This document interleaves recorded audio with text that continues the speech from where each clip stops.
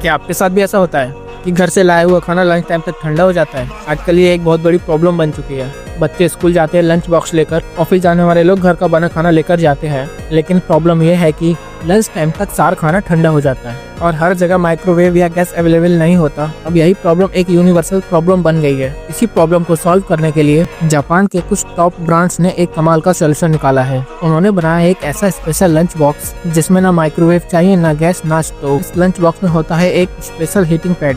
बस उसमें थोड़ा सा पानी डालो और अंदर एक केमिकल रिएक्शन स्टार्ट हो जाती है। सिर्फ 5 मिनट में खाना गर्म। और सबसे अच्छी बात, ये रिएक्शन बिल्कुल सेफ होती है। खाने में कोई केमिकल मिक्स नहीं होता, यानी घर का बना ताज़ा, गर्म और सेफ खाना कहीं भी कभी भी।